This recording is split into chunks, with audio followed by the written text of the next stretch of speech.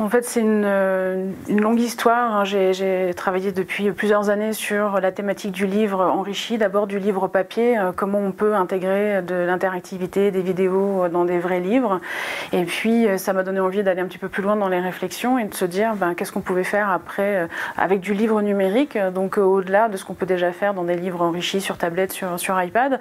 Et puis, en voyant arriver les objets connectés, il y a une idée qui m'est venue de peut-être associer des contenus, des mots, des sons et des vidéos à d'autres types d'objets, notamment des objets sensoriels, et donc de creuser ce qui pouvait être fait dans ce domaine-là avec toutes les nouvelles interfaces haptiques qui arrivent et qui vont arriver dans les années à venir.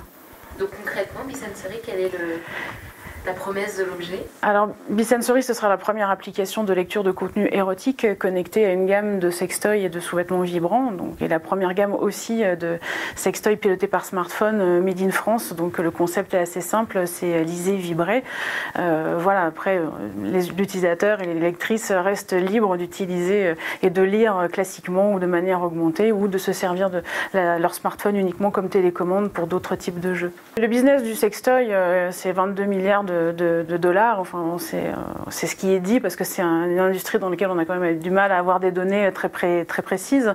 Et puis on annonce un boom des objets connectés avec 80 milliards d'objets connectés d'ici à 2020, donc il y a du potentiel. Après, nous on se fixe un objectif. Si on regarde en France la population qui sont des femmes de 20 à 54 ans qui sont déjà connectées smartphone ou tablette, en gros on arrive à 15 millions de femmes et on s'est fixé un premier objectif à 1%, donc qui serait d'avoir 150 000 lectrices de contenu érotique d'ici 3 ans, toutes n'utilisant pas forcément l'objet, hein, mais on travaille aussi sur le sous-vêtement vibrant, donc avec Citizen Science. Là, on pense que les vêtements connectés, il y a beaucoup d'avenir, de choses à développer dans ce domaine-là. Et puis aussi sur d'autres publics qui sont, auxquels on s'adresse très rarement.